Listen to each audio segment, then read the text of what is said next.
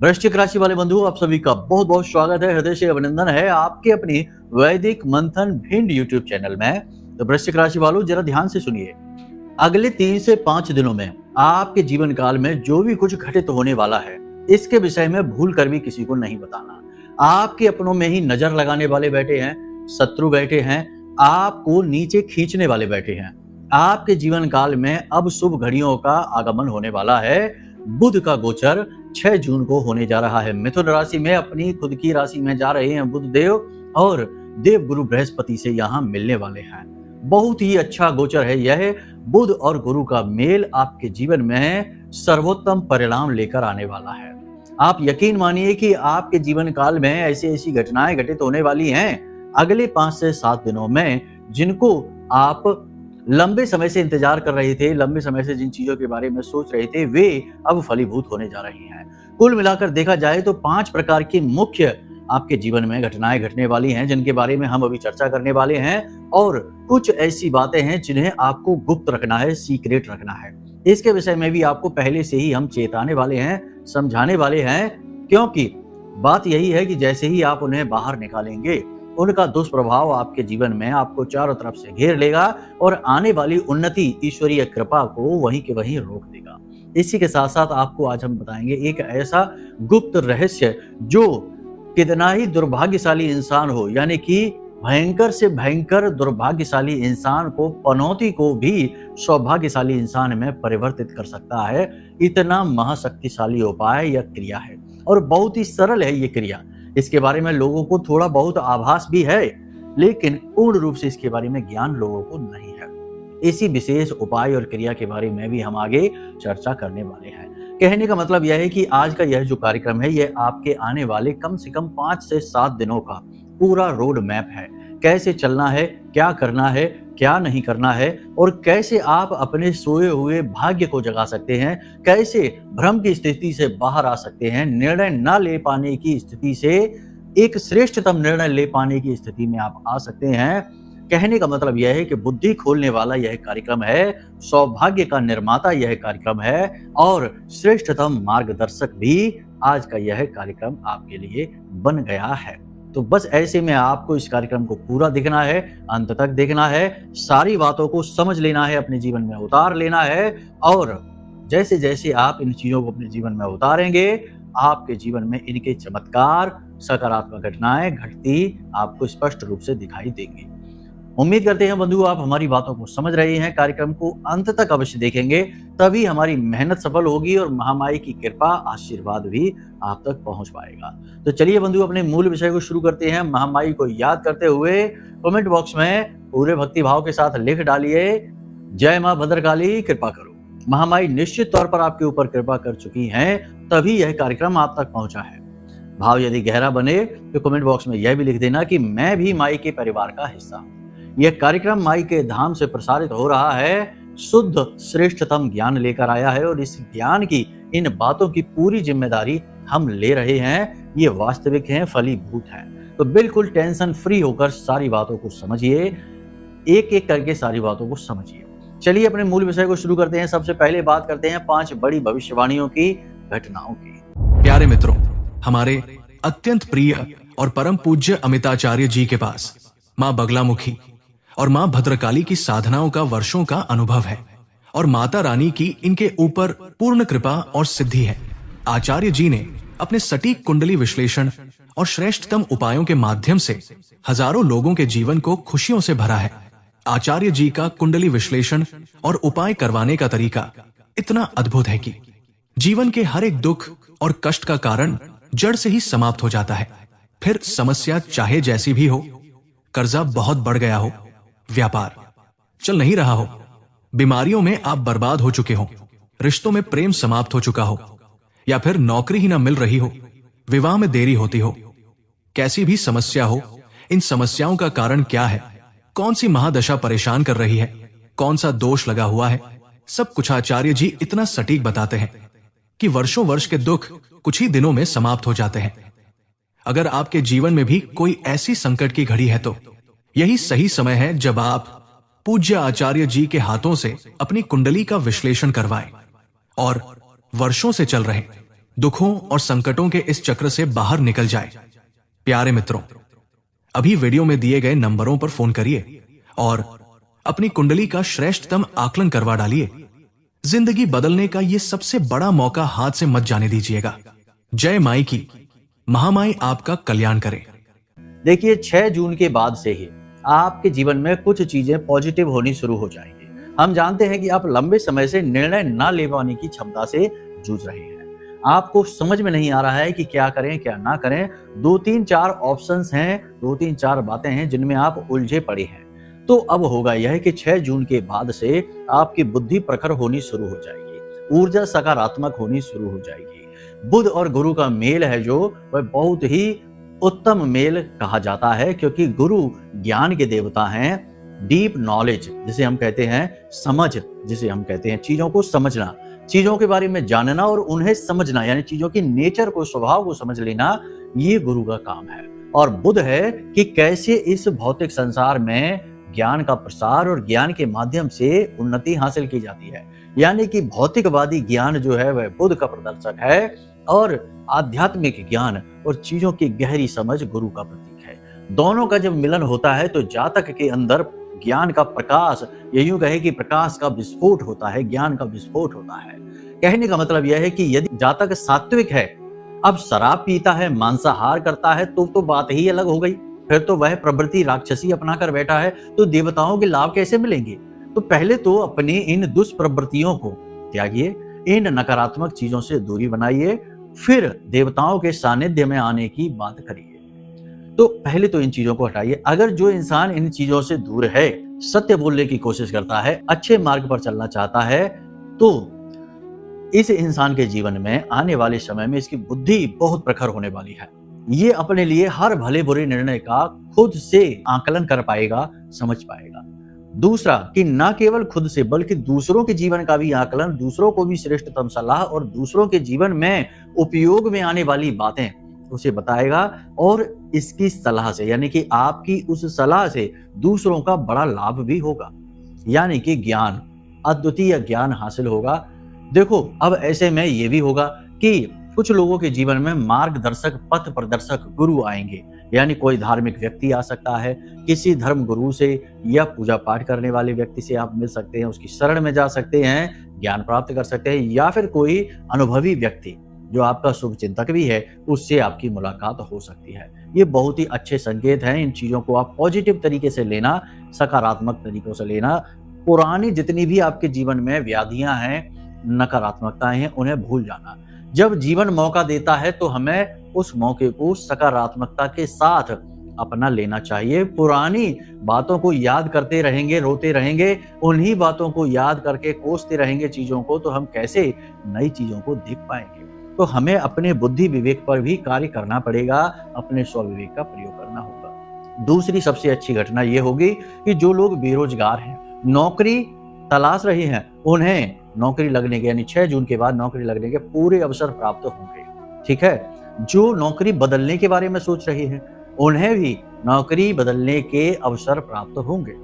बस ये देखना है कि नौकरी बदलने से पहले विचारशील होना बेहद अनिवार्य है, और कुंडली में ये भी देखना है कि कहीं आपकी जन्म पत्री में दशम में शनि तो नहीं बैठे हैं, नवम में, दशम में और 11वें भाव में शनि बैठे हैं, तो कार्य में परिवर्तन के विचार आपके मन में अवश्य डालेंगे ही। तो इसका थोड़ा सा आपको विचार करना होगा, अपनी जन्म पत्री को दिखवाना होगा। आप खुद अपनी जन्म पत्री देख सकते हैं, हम बीच बीच में चीजें आपको बताते रहते हैं। फिर भी यदि आपको सही आकलन कराना है, चीजें अच्छी तरह से समझनी है, तो उसके लिए चिंता नहीं करना है। कार्यक्रम में हमने नंबर दे रखा है, बस इन नंबरों पर फोन करिए। हम आपकी कुंडली का श्रेष्ठतम आकलन करके जो अभी चल रहा है आपके जीवन काल में, और पुरानी समस्याएं जो चल रही हैं, उनका कारण क्या है, स्रोत क्या है, उसे मिटाने में आपकी मदद करेंगे और कुंडली अनुसार श्रेष्ठतम उपाय दे देंगे। बस यही तो समाधान है, और यही तो इस विद्या की खूबसूरती है कि ना केवल समस्या बताना बल्कि उसका समाधान भी दे देना। खैर, अगली घटना जो है वह यह घटित होगी कि आप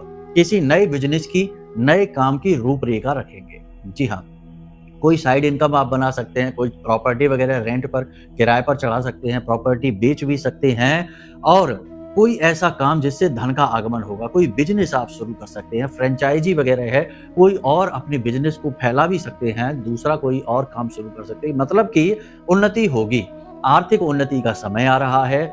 आपके जीवन में तरह तरह के मौके अवसर आपको प्राप्त होंगे।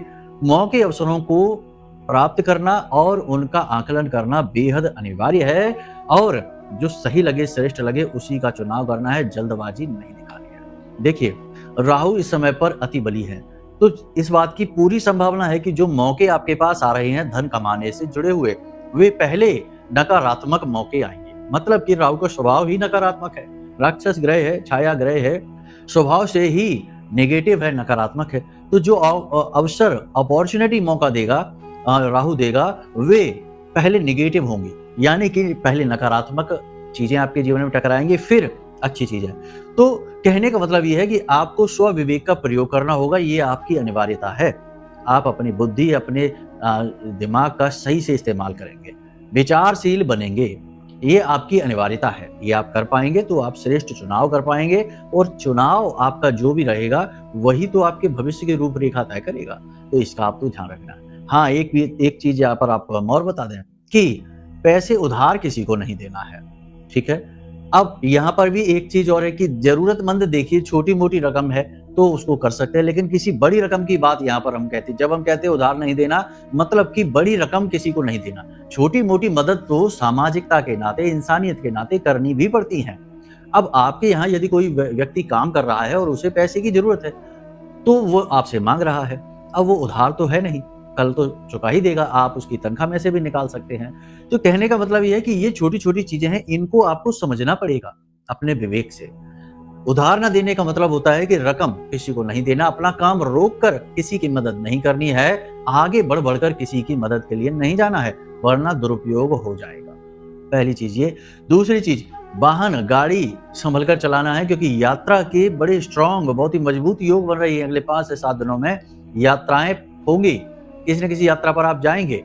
वाहन अपना भी ले जा सकते हैं, गाड़ी चला सकते हैं। तो 5 से 7 दिनों तक गाड़ी संभल कर चलानी है, बहुत ही सावधानी के साथ, और अपना वाहन खुद ही चलाना है, किसी और को अपना वाहन चलाने के लिए नहीं देना है। ये गलत चुनाव होगा। ठीक यही नियम लागू होगा जब आप किसी और का वाहन चलाएंगे, तब भी अपना वाहन खुद चलाना है, सावधानी के साथ चलाना है।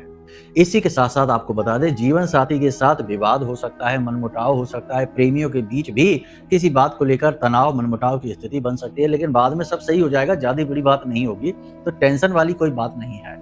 ये समझदारी के रिश्ते होते हैं, आपसी समझ से चलते हैं, तो एक दूसरे के मन को, मिजाज को समझकर ही व्यवहार करेंगे तो कोई समस्या नहीं होगी। याद रखना कि ज्योतिष जो होता है वो ग्रहों के आधार पर इंडिकेट करता है, संकेत देता है। सांकेतिक होती है ज्योतिष की भाषा के आगे ये होने वाला है, बुरा समय आ रहा है। तो अब इसका मतलब ये नहीं कि बुरा होगा ही होगा। आप यदि सावधान हो जाएंगे, अलर्ट हो जाएंगे, तो थोड़ा बहुत बुरा होगा, या फिर हो सकता है कि दैवीय कृपा आपके साथ है तो आपका कोई बुरा हो भी नहीं, आपकी रक्षा हो जाए। तो ये संकेत हैं जिनके बारे में चर्चा होती है, इन्हें समझना बहुत आवश्यक है। और जो इन चीजों को समझते हैं वे तो बहुत तरक्की करते हैं। बिल्कुल वैसा ही है जैसे आप रोड पर जा रहे हैं, अचानक से ब्रेकर आ गया, तो आपको यदि पहले से पता है कि आगे ब्रेकर आने वाला है तो आप गाड़ी की गति धीमी कर लेंगे, और यदि पता नहीं है तो आप उसी गति से जाएंगे और दुर्घटना हो सकती है, आपका नियंत्रण हो सकता है, हादसा हो सकता है। यही है ज्योतिष का काम, पहले ही बता देता है कि आगे स्पीड ब्रेकर आ रहा है, आगे मोड़ आ रहा है, आगे रोड सड़क खराब है। बस तो इन चीजों को आप समझिए, नकारात्मक तरीके से इन चीजों को ना लीजिए, ना ही इसे खारिज कर सकते हैं और ना ही इस पर आप अटूट अंधविश्वास कर सकते हैं। क्योंकि आजकल क्या हो रहा है कि बाजार में मार्केट है ज्योतिष की, उसमें ये सब चल रहा है कि इसमें लोग बहुत ही गारंटी के साथ भविष्यवाणी कर देते, होकर ही रहेगा ऐसे कह देते हैं। इससे बेचारे जो थोड़े से भावुक हैं या भावनात्मक तौर पर कमजोर लोग होते हैं, वे डर जाते हैं। उन्हें लगता है कि अब क्या करेंगे, अब तो बहुत बुरा होने वाला है, एस्ट्रोलॉजर ने कह दिया है, तो अब कैसे बचेंगे इससे। तो बेचारे डर जाते, भयभीत हो जाते। तो ये समझना पड़ेगा आपको कि इस तरह चीजें काम नहीं करती, वरना एस्ट्रोलॉजर ही भगवान हो जाते, भगवान की जरूरत ना पड़ती। देखो, हम जो कहते हैं वो बातें स्पष्ट होती हैं, किसी को अच्छी लगती हैं, किसी को अच्छी नहीं लगती हैं। नहीं अच्छी लगती हैं तो कोई बात नहीं है, सत्य है, रूखा सूखा है, कड़वा है, यही है सत्य का इस कलयुग में स्वभाव। उसकी शक्ल सूरत अब बदसूरत हो चुकी है, और झूठ बड़ा ही सुंदर, आकर्षक, लुभावना है, बड़ा ही प्रेमी है, झांसे में फंसाने वाला है। तो झूठ तो हम नहीं बोलेंगे, हम तो सत्य ही बोलेंगे। आपको अच्छा नहीं लगता है तो ये आपकी समस्या है, क्योंकि आप सत्य को स्वीकार कर पाने में अभी सक्षम नहीं हो पाए हैं। आगे हो जाएंगे जब दैवी कृपा, माई की कृपा रहेगी तब। खैर, तो ये आपको हमने भविष्यवाणियों के बारे में बता दिया। ऊंचे स्थान पर सोच समझ के जाना है, फिसलने का, गिरने का डर रहेगा, कीमती चीजें संभाल कर रखें और किसी पर भी अंधविश्वास ना करें। पैसे रुपए का लेन देन, कागजों का, डॉक्यूमेंट को साइन करना, ये सोच समझ कर करें और खास तौर से अपने पैसे का, मनी का मैनेजमेंट फ्लो अच्छा बनाने की कोशिश करें। लोगों के साथ अपनी वाणी व्यवहार बहुत ही संतुलित रखें और निर्णय सोच समझ कर ही लें, जल्दबाजी में कोई भी निर्णय ना लें। इन चीजों का आपको ध्यान रखना है। अब बात करते हैं उस एक विशेष क्रिया के बारे में, तो ध्यान से सुनिए। देखिए, जीवन में आपको विशेष उन्नति, विशेष लाभ, विशेष दैवीय कृपा सब कुछ प्राप्त होती है अगर आप इस एक काम को करते हैं। याद रखना कि जीवन में कर्म तो सभी कर रही हैं, मेहनत तो सभी कर रही हैं, लेकिन सभी सफल नहीं हैं, सभी कामयाब नहीं हैं। अब इसमें क्या होता है कि कुछ लोग अच्छे कर्म नहीं करें तब भी कामयाब हो जाते हैं। तो वो इसलिए होता है क्योंकि उनके पिछले जन्मों का और पितृ पूर्वजों का आशीर्वाद उनके साथ है, पिछले जन्मों के उनके सत्कर्म उनके साथ हैं। लेकिन ये चीज ज्यादा दिन तक चल नहीं पाती, क्योंकि एक ना एक दिन तो सत्कर्मों का भी अंत हो जाएगा, पितरों का आशीर्वाद भी आज नहीं तो कल हट ही जाएगा। क्योंकि आप यदि अच्छे कर्म नहीं करते हैं, सत्कर्म पर, सत्मार्ग पर नहीं चलते हैं, तो पितर कब तक आशीर्वाद देंगे?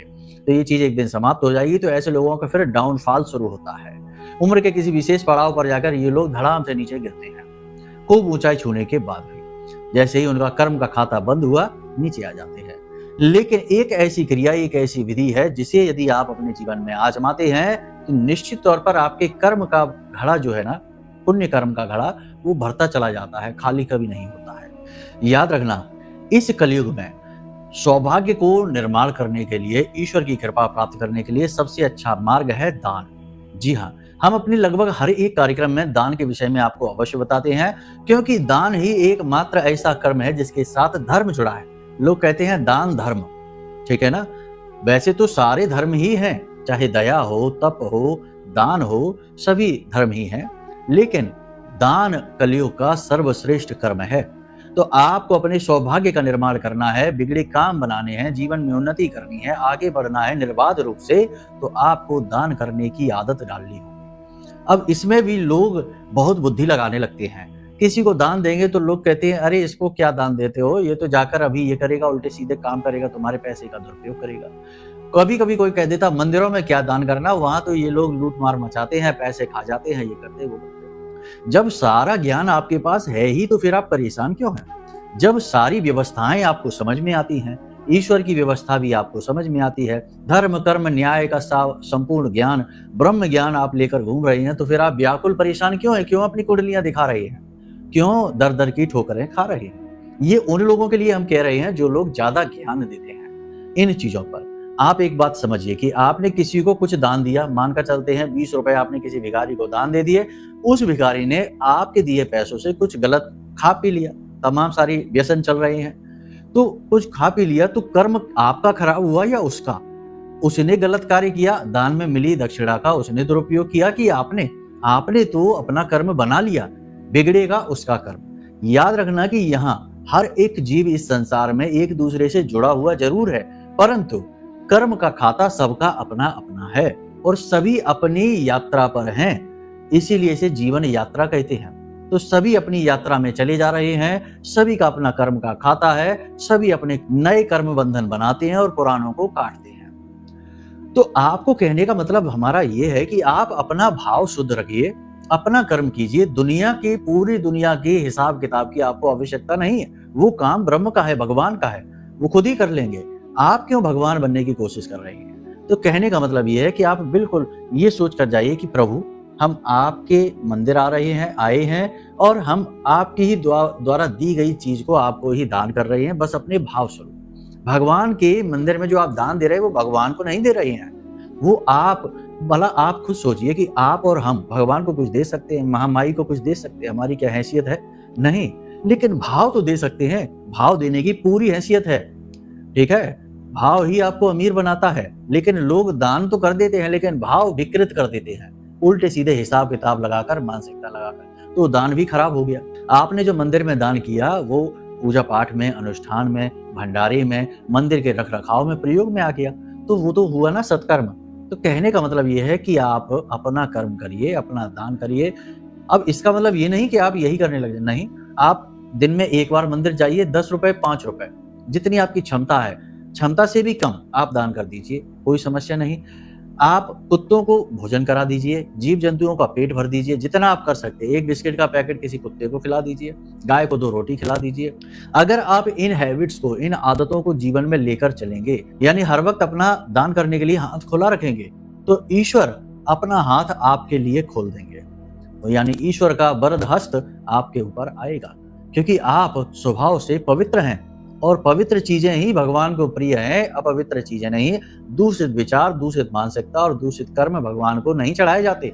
आप खुद समझते हैं, जो पुष्प खंडित होते हैं, खराब होते हैं, सड़े गले होते हैं, वे पुष्प भगवान को नहीं चढ़ाते, सुंदर कोमल पवित्र पुष्प चढ़ाए जाते हैं। तो आप अपने मन को पवित्र पुष्प बना लीजिए, ठीक है। यही एकमात्र तरीका है। ऐसा करने से जो पापी ग्रह हैं, जैसे केतु है, अत्यंत प्रसन्न होता है। जब आप किसी जीव को, कुत्ते का, गाय का, किसी पशु का पेट भरते हैं, तो केतु अत्यंत प्रसन्न हो जाता है। आप यकीन मानिए, जब मंदिर में आप दान करते हैं तो शनि अत्यंत प्रसन्न होता है और आपको शुभ फल देना शुरू कर देता है, चाहे कहीं भी किसी भी स्थिति में कुंडली में बैठा हो। अगर आप दान करते हैं मंदिर में जाकर, शनि प्रसन्न होता है। किसी भिखारी का अगर आप मान सम्मान करते हैं, उसे प्रेम से भोजन करा देते हैं, राहु 100% ठीक हो जाता है, चाहे किसी भी स्थिति में बैठा हो। याद रखना कि ये ग्रह जो है ना, ये कोई जीव नहीं है जो आपको सताने के लिए आ रही है। ये तो सिर्फ आपकी विचारधाराएं हैं।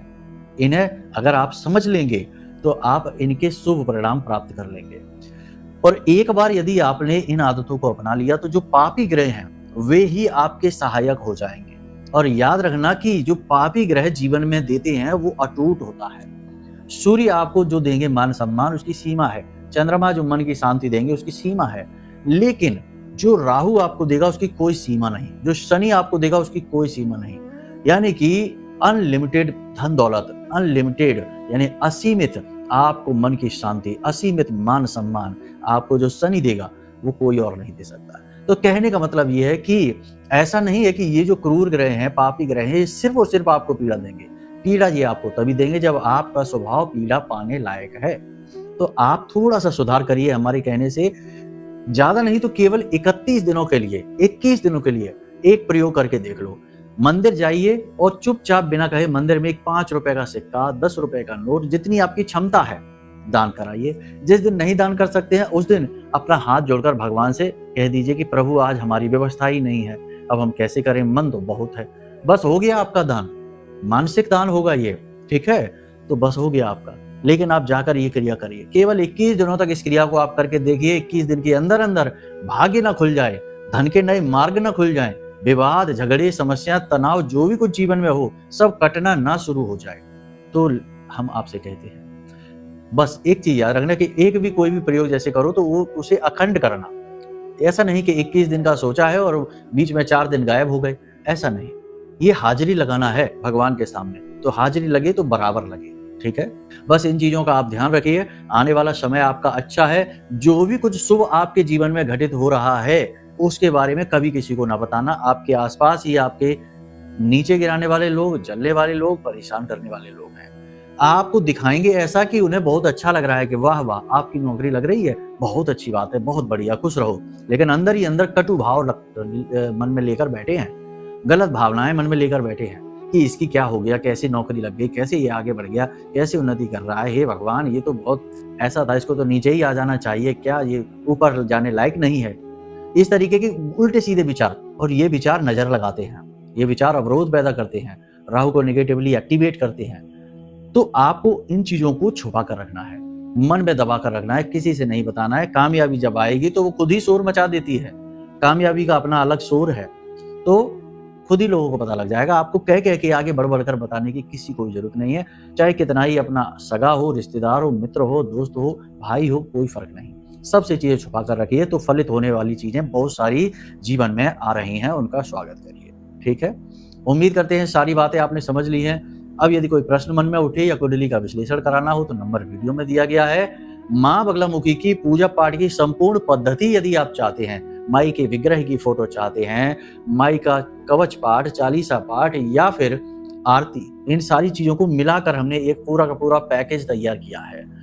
तो आप यदि ये चाहते हैं पूरा ऑनलाइन मिलेगा आपको, तो आप नंबर जो दिए हैं उन पर आप फ़ोन करिए। आपको सारी सामग्री आपके व्हाट्सएप नंबर पर फ्री में भेजी जाएगी। जो माँ बगलामुखी की सामग्री है, जो पूजा सामग्री है, कहने का मतलब जो है ऑनलाइन सामग्री है ये, कोई पार्सल नहीं जाएगा आपके पास, ठीक है? उतनी हमारी क्षमता नहीं है, इतने अमीर नहीं हैं हम, ठीक है? लेकिन ऑनलाइन हमने मेहनत करके सारी चीज़ें बनाई हैं, आपके लिए इकट्ठा की हैं, वो आपको हम भेज देंगे और उसका कोई पैसा नहीं लगेगा, ठीक है? वो माई के प्रति हमारी सेवा है कि घर-घर माई जाएँ और सबको आशीर्वाद दें, सबको खुश रखें, सबको अपना प्रेम, लाड़ दुलार दें, ठीक है? तो चलिए बंधु, आज के इस कार्यक्रम को यहीं विराम देते हैं। हमेशा हँसते रहिए, मुस्कुराते रहिए, सकारात्मक रहिए, महामाई पर अपनी आस्था और विश्वास बनाकर रखिए, क्योंकि आपका उद्धार तो वहीं से होना है। प्रेम से बोलिए जय माई की। हमारे प्रिय और परम पूज्य आचार्य जी ने अपनी साधनाओं के अनुभवों पर आधारित शक्तिशाली उपाय और क्रियाओं के माध्यम से हजारों लोगों के जीवन को पूरी तरह से बदला है। आचार्य जी के द्वारा बताया गया हर एक उपाय इतना सटीक और कारगर होता है कि जो भी इसे पूरे भाव के साथ कर लेता है, उसे साक्षात महामाई की कृपा और आशीर्वाद प्राप्त हो जाती है। इसलिए निसंकोच इन उपायों को पूरे भाव के साथ करिए, आपका कल्याण होगा। जय माई की।